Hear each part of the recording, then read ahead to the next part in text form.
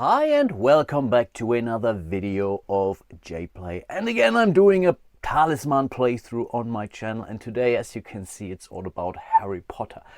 I think that's the latest iteration of the Talisman series. And yeah, that's basically what we are looking at. Standard game board, relatively, I would say, noisy for a Talisman game, so a lot going on. And I didn't have the opportunity to play this game, but I feel fairly confident I should be able to manage it. There are some new mechanics, as in every new or in every different Talisman kind of game. First of all, they kind of introduced the Blood Moon expansion into this version of Talisman. So we don't have a werewolf, no, we have Voldemort, he who must not be named himself, who is about to move on the board. It's relatively similar to the rules in the standard Talisman if you're playing with a Blood Moon expansion. Like in the Star Wars Talisman thing, we have basically two factions here. So on the one side, we have the Death Eaters, who start with an advantage, basically because the Order of the Phoenix will go first. You don't really have to play with both factions, so in theory you can all play as Death Eaters, for example, but then you're not allowed to attack each other. If that's what you want to do, if that's how you want to play Talisman, then you can absolutely do that. There might be some things which we are missing out, as you're not able to attack one another, but ultimately I don't think it really will break the game. So let's flip it back to the advantage for the Death Eaters. As for my characters, I decided to do a two-player playthrough, and of course I have to play as Harry Potter. So here are the special abilities he starts the game with. Of course, he starts at 4 Privet Drive, makes perfect sense. We start the game with one spell. It's a Protego spell here. Wherever the advantage token flips to the Order of the Phoenix side, you may gain one spell if your magic allows. Right now I think it doesn't. We have 4 magic, and I believe that allows us to have one spell only. Whenever you visit Malfoy Manor, you may draw one encounter card instead of resolving the instructions on the space. That might come in handy, as a normal member of the Order of the Phoenix would simply lose one life here. And last but not least, for each follower we have, we may add 1 to your attack roll in battle, as long as the value does not exceed 6. Nice. The cool thing about those characters in this version of the game, they come double-sided and they do have different or slightly different special abilities. I like that a lot. I randomly chose this one. As for our opponent here, I found it quite fitting to play against Bellatrix Lestrange. Of course, I could have decided to go with Malfoy or with Lucius or with, I think Wormtail is the other baddie in this game. Not 100% happy with the selection of characters here. A little bit more variety I really would have preferred here, and I do hope we will see some expansion, even though it's not very likely, unfortunately. But let's have a look at her special abilities. She starts the game with 2 spells. Her magic is 5. That's why she has 2 spells. Whenever the advantage token flips to the Death Eater side, you may gain 1 spell, similar to what Harry has. And I do have to remember that, obviously. And when we attack another character, you may choose to add your starting might to your magic. Nice. But she's not allowed to do that when she's being attacked. And during movement, you may discard 1 fate. She has, I think, 3 fate, yes, to move any number of spaces up to your die roll instead of moving the full distance. That's extremely powerful in a game of Talisman. And yeah, I will not show you the spells of her. I think I will play her a little bit more hidden, so you will get some surprises. Ultimately, our characters are trying to make it here to the Great Hall, and there we have to fight Voldemort. When we fight Voldemort in the Great Hall, basically as our final encounter, he has might and magic of 12. So that's pretty much our target number, more or less. And of course, in order to get to the Great Hall, we don't need a Talisman in this version of the game. No, we need to have a Horcrux, which we can find, I believe, in the middle region out there. And I think, of course, we can also get one at the Quidditch pitch here if we are able to meet the task that we are rolling for. Also very similar to the standard Talisman. And quite honestly, with that being said, we simply should be able to get going again. Harry Potter is the starting player. As mentioned, he's here at 4 Privet Drive, so we are rolling our die. I think in respect to movement, we don't have any special abilities whatsoever. No, we don't. And that's a 6, so we can, I think that's still the same, right? 1, 2, 3, 4, 5, 6. Yeah, it's always 6. So we can go to Diagon Alley. Honestly, I don't know what to get there. I think we can shop, and maybe getting equipped early on in the game may not be the worst thing to do. Yeah, let's do that. So we are moving down here to Diagon Alley. And as we start the game with 2 galleons, I think I want to go for a wand here. So let's do that. And yeah, we do have some coins here. Unfortunately, I didn't pull out my metal coins. Yeah, I wanted to really show you the game as it is, but I think that's not a bad starting move. So here is the wand. Similar to standard talisman, we can carry up to 4 items. And yeah, this simply gives us 1 additional magic during battle. Nice. Okie dokie, let's roll for Bellatrix. And by the way, I'm not using the standard dice that come with the game. These are those. I'm using my JPlay die. So whenever you see my little logo here, we know that's a 1. And yeah, if you want one of those, you can join me on Patreon and then you might get one. Okay, let's roll the die for her. That's a 5, which means we could go to the Leaky Cauldron or we could go to the Ministry Atrium. Doesn't really matter too much. Maybe we want to go to here because, yeah, let's do that actually. Maybe we can steal the wand from Harry or so. Let's move to the Leaky Cauldron. We are drawing an encounter card, and this is also a difference, a major difference to, let's say, all the other talisman versions I know. We have 2 different decks. We have one for the middle ring and one for the outer ring. I quite like that a lot too, actually. Of course, we are still in the outer ring, so let's see what we get. Okay, a bag of gold. Exchange immediately for 1 galleon, and then place this card on the discard pile. Okay, let's do that. She's up to 3 galleons. Nicely done. First encounter has been dealt with. The game is moving relatively fast, obviously. Then it's back to Harry. Okay, that's a 2. And by the way, whenever you roll a 1 for movement, you are allowed to move Voldemort, he who must not be named. So I really have to remember that too. For Harry, there aren't a lot of options actually, so does it really matter? We could go to the London streets or we could go to the Nocturne Alley. I think that's not where he wants to go to, so I think let's go to the London streets. Instead, we will draw our encounter card here. And we have found the Monster Book of Monsters. Nice, because it adds another 1 to your might. And unlike the wand, we also get this might outside of battle. Awesome.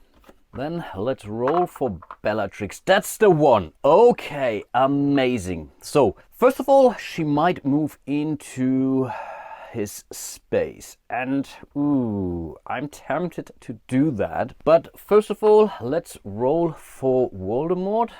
So that's a 6. For the first movement, we can basically move Voldemort into an adjacent region, basically. So that's 1 and then 5, but doesn't really matter too much. Can he move? Actually, I think he can move outside of this. So does it help us? 1, 2, 3, 4, 5, 6. So we could really send him down right away, wreaking havoc. Let's do that, actually. 1, 2, 3, 4, 5. And 6. I'm pretty sure he's allowed to move, move any direction that he wants to move, and I'm pretty sure he's also ignoring all those things. But let's see, maybe Harry is using it against her. And then for her movement, I think she wants to battle Harry because... yeah, I think let's do that. So she's moving in here. So we see the very first battle between 2 wizards of opposing factions here. And this is always done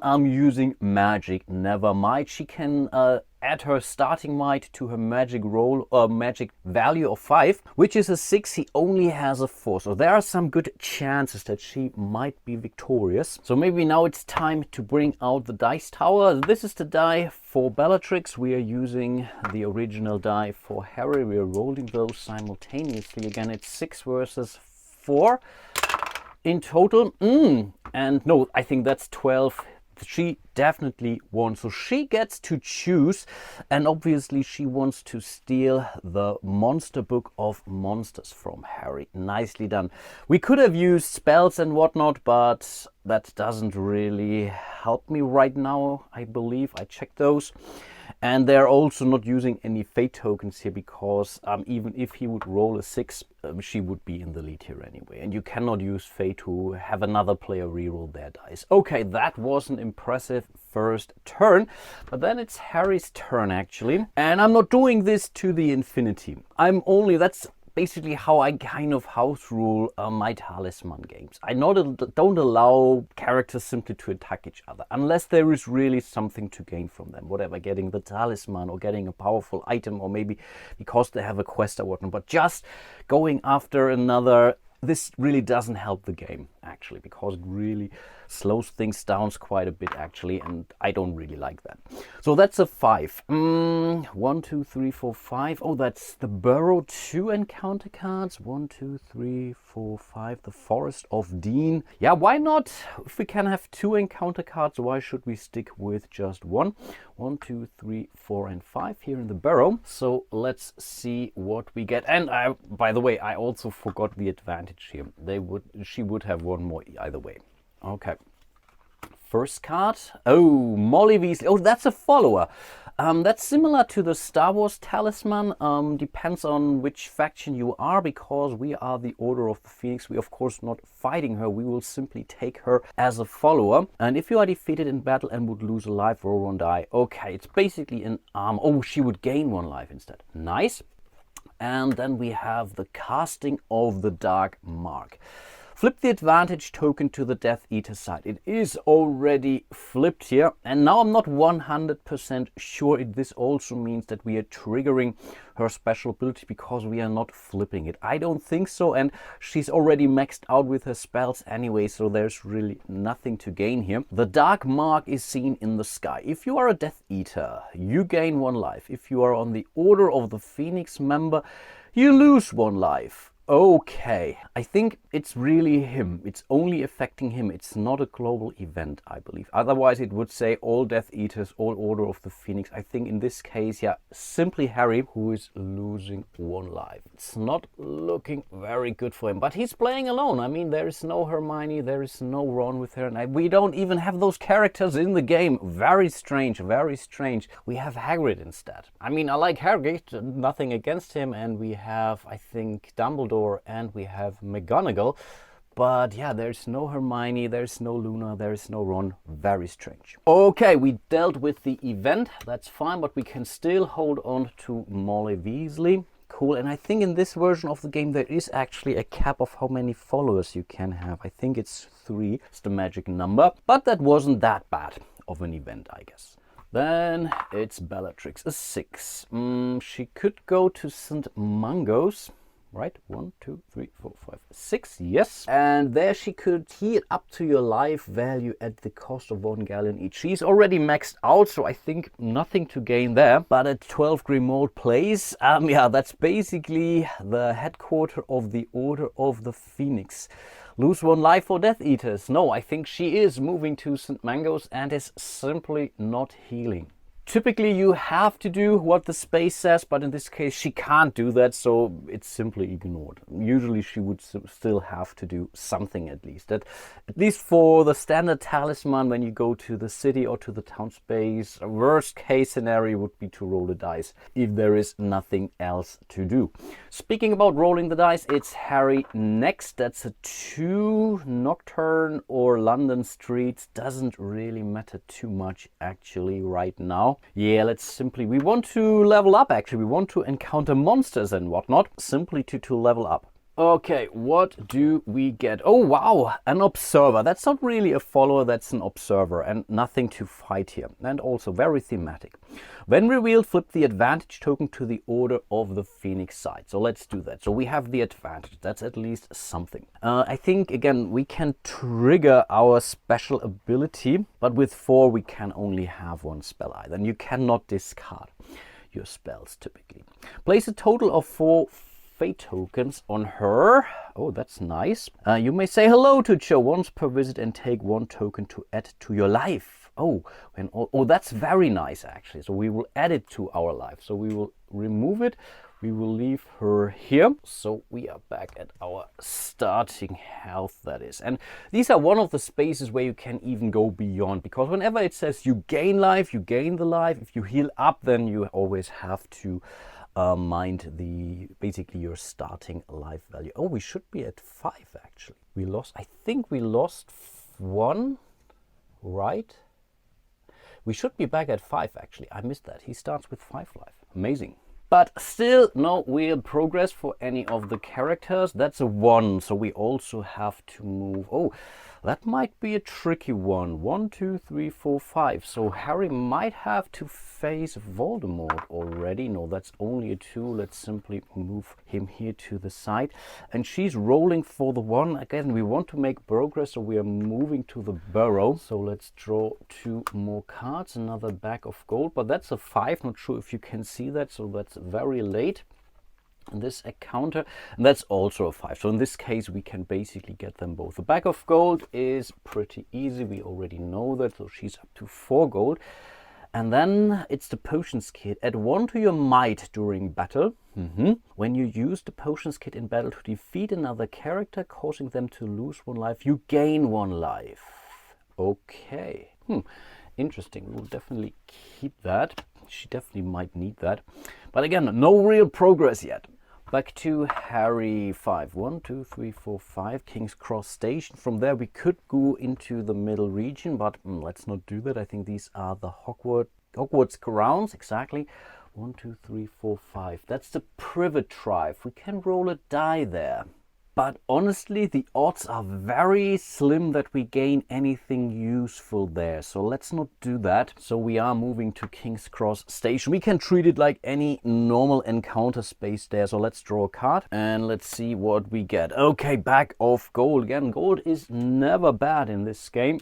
But we really want some monsters. We want to make use of our advantage token here in order to really fight some more powerful creatures or whatnot. Okie dokie, back to Bellatrix. 4, 1, 2, 3, 4 Leaky Cauldron, 1, 2, 3, 4 London streets, doesn't really matter. In the end, she could still go after Harry now. And the reason for that is he's being accompanied by Molly Weasley. And whenever you successfully defeat another character, you can then basically fight one of their followers. And this could then give us a trophy. So that would be something which I would allow. So yeah, maybe let's try that. I mean, we are still far from that. And I hate that Harry is such a poor victim here. 1, 2, 3, 4. Let's move to the Leaky Cauldron. Let's draw a card, and that's Creature. That's a neutral enemy. We simply have to fight him now. He comes with Magic 3 because of the advantage here.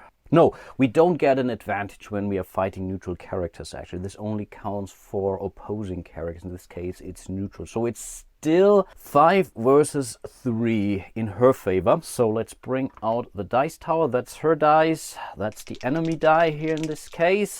And yeah, that's definitely good enough. So she defeated Creature.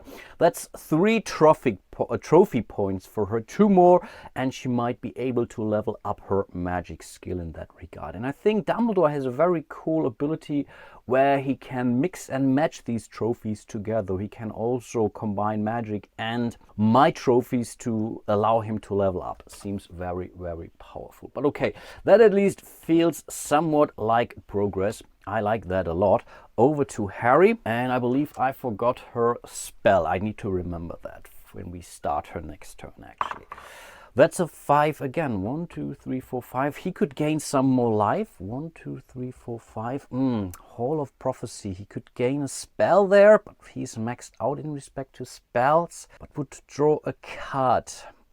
Let's go for the life points now. May seem a little bit lame. 1, 2, 3, 4, 5, but he might still need those. So we're exchanging those and increasing his life up to 6. Yeah, let's see about that. Back to Bellatrix. Again, a 1. Okay. What are we doing? We could send her to Diagon Alley now too, actually.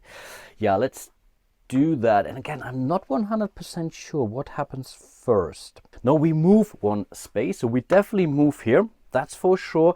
And then we roll the Voldemort die. Okay, you move. Okay, that's a 6. Does it help us? No, it doesn't help us. So we are simply moving him here to the London streets. And I think, yeah, we want to shop at Diagon Alley. And again, I forgot to use her spell, but we can now basically discard any number of spells for 1 fate each, or buy spells for 1 fate each. So that's very powerful too, but that's an either or. And right now, I think I don't want to sell any spells yet. So maybe we will go for something cool here. I mean, we have 4 galleons. So what are those chocolate frogs? I believe those are armors, but the flue powder for 3 gold sounds tempting. I think I'm spending 3 to get myself some flue powder here. Add 1 to your magic on dice rolls, and you may use flue powder to cross into Hogwarts grounds from the Borough or Ministry atrium.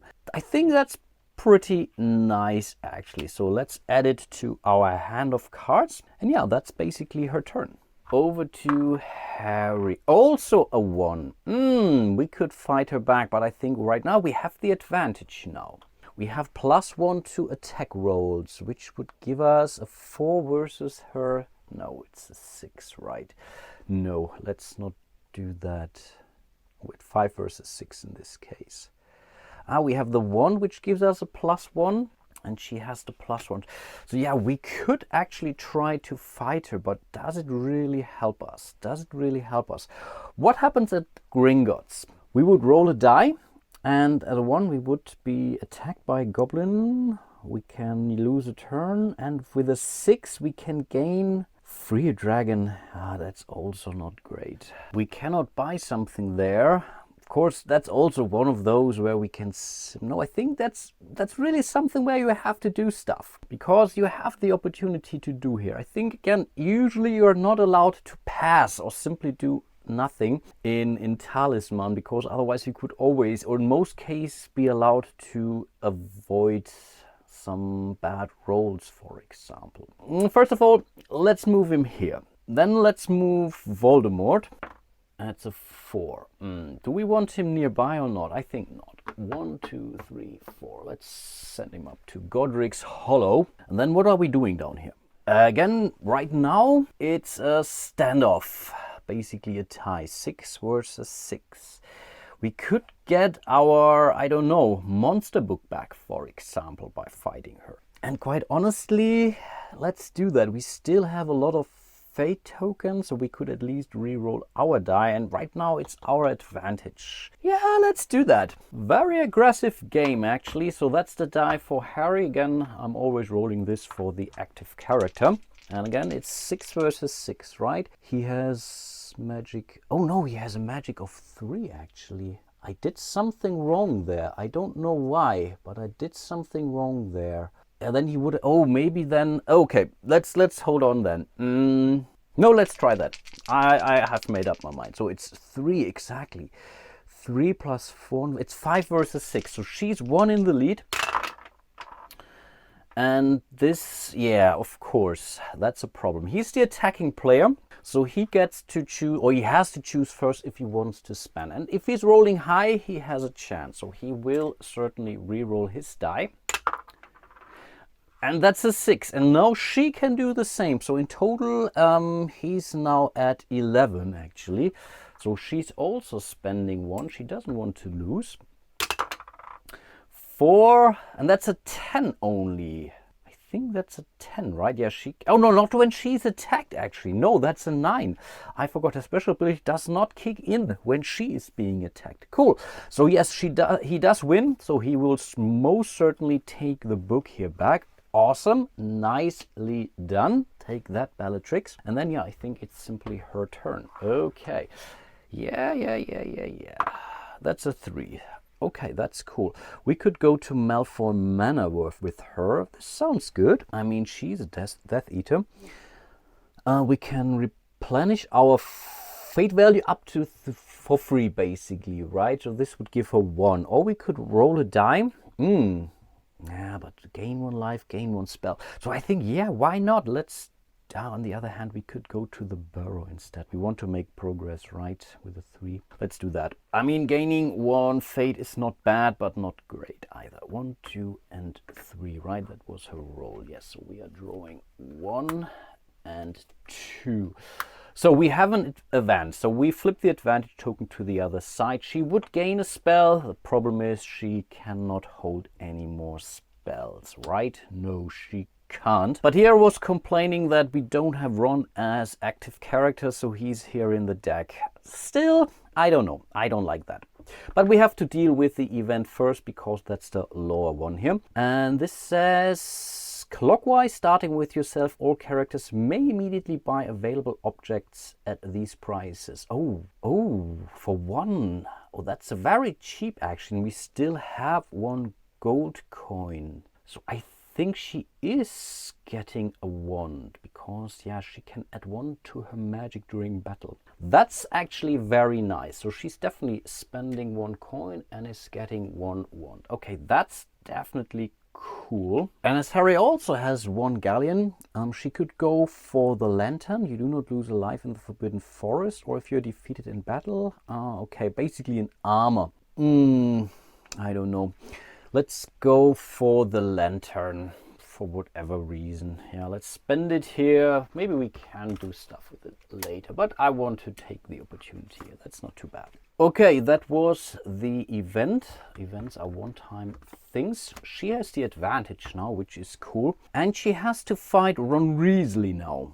Yes, because, yeah, definitely an opposing character of the Order of the Phoenix. With a might of 3, she has a might of 1, plus 1 here, so that's 2. And she has the potions kit now, which gives her also a plus 1. Yeah, though that's basically 3 versus 3, I guess.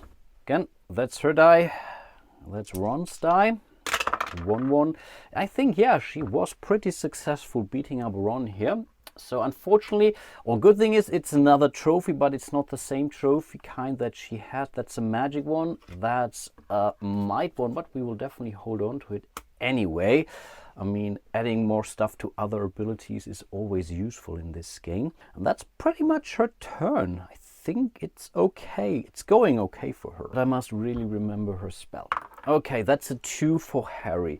Yeah, Gringotts Bank, we already know. We will move into London Street. We want to see some more encounters. Bag of gold, not very interesting, but we will take it. Now it's again back to Bellatrix, and now we are definitely going to use her spell right now. Yes, let's do that. So she's using her spell here, the Revelio, which allows her to take a secret look at the top 5 cards on the encounter deck for your region. Again, it's not really game breaking. She cannot change the order of those cards, but at least we know what is coming, and it may help us to decide if we want to move to an encounter space or not. Okay, I will do that, and as I'm playing her basically hidden, I will not show these to you. I will have a look. Those, of course, I will not change the order of things. Okay, not too bad, not too bad. And again, before I do anything else, we are playing the Accio. You can basically play any number of spells during your turn. That is something I really should have played much sooner. Use at the start of your turn. Take 1 object, 1 galleon, or 1 fate of your choice from any character of the opposite alignment. And I think I want the thing here back, the Monster Book of Monsters. Maybe it would have been the better spell to wait until someone has a Horcrux, but carrying a spell with you basically until the end of the game, not sure if this does really help us in any way. No, we will go for the easy prey here. We have basically used both of our spells, and this will free up some more spaces in our deck, so whenever there are possibilities to gain more spells, she can now handle those. And these were not really game breaking spells, of course. Now she has to roll for her movement finally. So let's see, 1, 2, 3, 4, 5, 6. She could move to Malfoy Manor. In theory, if she rolls a 6 there, she would actually gain a spell, but oof, I don't know about that. The alternative would be Godric's Hollow, where Voldemort is waiting. But as far as I know, you only fight him when he's moving to you. I really checked the rules back and forth, and it really only says that you are of the opposite alignment. He is not really of the opposite alignment because he can fight them both actually. So in this case, again, I read those rules back and forth. I think you are not fighting him proactively, only when you move to the Great Hall, that is. But let's see what we can do there. We could roll 2 dice and then we draw as many cards as the difference between those die results is. And in case of a doubles, we are moving to King's Cross Station. I think that's not too bad actually, and we are safe from being attacked by Voldemort, so maybe let's go there. And I know 5 of those actually, so yeah, that's the maximum we can roll there, right? So let's see. Okay, it's 1 card. Okay, I definitely do remember what this was. That's the Polyjuice Potion, and that was a pretty cool one. If you are a Death Eater, you do not lose life at 12 Grimoire Place. If you are Order of the Phoenix member, you do not lose life at Malfoy Manor. Really thematic card. I like that a lot. The problem now really is, let's see, is that this would bring me to or exceed my carrying capacity. Is there something I want to get rid of? Add 1 to your magic on dice rolls? No. Add 1 to your magic might during battle? No. So no, we will drop it at Godric's Hollow, and then that's basically her turn. Back to Harry. That's a 2. Again, King's Cross or Diagon Alley. Again, Diagon Alley doesn't really help us. So let's move into King's Cross. The Death Eaters have the advantage, so let's not forget that. We are not going to cross there. And that's the Peruvian Instant Darkness Powder, an event. So we are flipping this to the other side. That's already a good thing. And then it says a blackness engulfs Hogwarts. All characters in this region are limited to moving only 1 space per turn for the next 2 rounds. Ooh, the next 2 rounds. This is something, how is this counted now? Because she's now going to move, and then it's her, it's him. So she's basically affected by this twice, whereas he only is once. Is that how I understand? That's a little bit strange now. But yeah, let's not overcomplicate things in this game. Let's move back to Bellatrix. So it's either moving her to the London Underground. Oh, this gives her a fate token, and I think that's cool. Yeah, let's have her move there. I think we get this one first. Doesn't say so, but we are still drawing a card. This one is here. And that's Fang, a follower. That's a neutral follower, actually, as he doesn't come with any alignment whatsoever. And that's the bluish gray one. Add 1 to your might, you do not lose life in the Forbidden Forest, which is pretty much the same. No, not the same here. What's the card that Harry bought exactly? The Lantern, of course. Yeah, no, of course. I take Fang for sure. Cool. Then it's Harry. Yeah, let's definitely also move to the London Underground here. So he's also gaining 1 fate token there. We are also drawing a card. And that's the Phoenix Song, another event. That's a good event for the Order of the Phoenix, so we will remain on the Phoenix side. And we are Order of the Phoenix member. We gain 1 life if you're Death Eater. Basically the same event he encountered before. But that's again not healing. We are really gaining this. We are moving up to 7 life in total. That's insane. She has to move 1 more space because of the Peruvian Instant Darkness Powder. So she's drawing another card. Ollivander, an Observer. I think in the standard Talisman these would be locations or so. Ollivander will remain here for the rest of the game. He can teach you secrets of wand making. Roll a die. On a result of 5 or 6, draw a spell card. Now that's nice. She definitely can take some more spells. That's a 1. I think she is spending 1 to reroll that die. That's a 2. Slightly better, but not good enough. But he remains here. And now I basically have have made a decision that I tie this card to Harry himself, so basically assigning it to him, and he has to basically still suffer from that. So in theory he could move to Azkaban, so we can fight someone, we can gain some magic.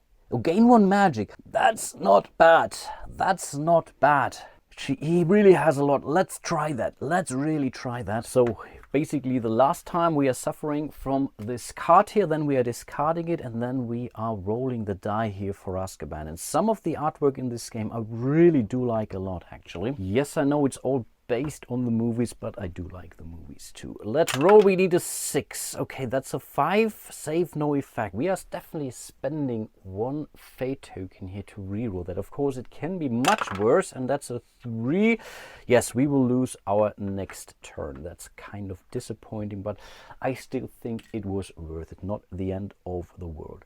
So it's Bellatrix who takes 2 turns in a row, and I guess then I will end my playthrough for today at least. That's a 4. 1, 2, 3, 4. 2 cards. 1, 2, 3, 4. Let's go for the 2 cards here. Moving again to the burrow. Again, we need cards to level up. Gilderoy Lockhart, magic of 1. We might be able to defeat him, but let's see. That's a 2. And that's okay. That's basically armor again. We have to encounter him first. We always start with the lowest one. Basically he has a magic. No, he's neutral. He's a neutral enemy again. No, so we are not gaining anything or losing anything there. But our magic is 5, 6, 7 with all our cool items there. Oh, I think we don't need to roll, right? He can roll a 6 to 7. We roll a 1, are an 8. No, we will automatically win this. So he's basically another trophy. Unfortunately, that's only a 4 in total. We can still not quite level up. Disappointing. And we can decide if we want the armor there, actually. And I don't feel like it, actually. We leave it here. We leave it here. It's really wasteful, but I really like my +1s here on those things much more than whatever. Maybe trying to save a life here. She still has another turn, so we are standing Harry up at Azkaban. Also very thematic. He got captured there or so.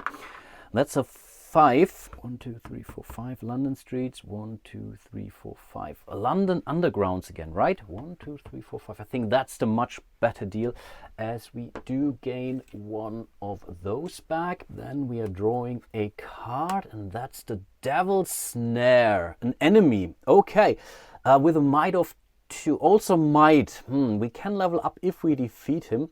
Better be quick before it wraps its tendril around you. If you lose to the Devil's Snare, you may only move 1 space on your next turn, which is not the end of the world, because it would allow us to move to Ollivander and then get a spell there. So overall, not bad. And it's a normal standard enemy, so again the faction advantage doesn't really kick in here. So again, that's a might of 2 of the Devil's Snare. We have 1, we have 2, we have a 3, we have 4, and more. So we have 4 might versus 2. Cool. So let's roll some dice. Again, that's the die for Bellatrix. And doesn't really matter too much. We were in the lead. Very poor roll by both of them. But yes, we were able to defeat the Devil's Snare. Together with Ron Weasley, we are basically discarding those to the discard pile, and this allows me to level up my might, bringing us up to 2. That's not really great. We really want more magic, obviously, because yeah, you want to really specialize in one of those in order to stand a chance against Voldemort.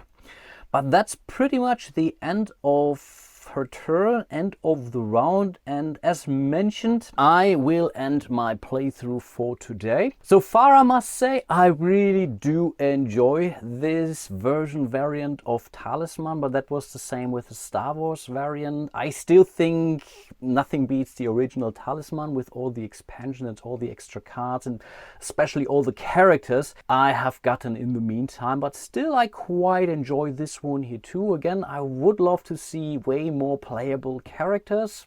Of course, sooner or later we definitely need more encounters. Of course, we have not really went through the deck yet. There is still a whole pile of cards just for the outer ring, and it's pretty much the same for the middle ring. So still a lot to explore here, but I really do hope we might be able to see an expansion or more. Unfortunately, so far the OP hasn't released any expansions for their games. It's Kingdom Hearts, it's Batman, it's Star Wars in this one, and as far as I know, there weren't any expansions for those whatsoever, for whatever reason. Anyway, a big shout out to all of my patrons and channel members out there. Really do appreciate all your support. If you want to support my little channel, you will find a link to my page on Patreon, or you can join me here directly on YouTube. For all of those, there will be a giveaway starting relatively soon, so maybe you want to check it out in order not to miss out, and you might be able to get one or two of those cool JPlay dice here. Just let me know. And yeah, with that being said, really do hope to see you soon in one of my other videos, and yeah, until then, bye bye.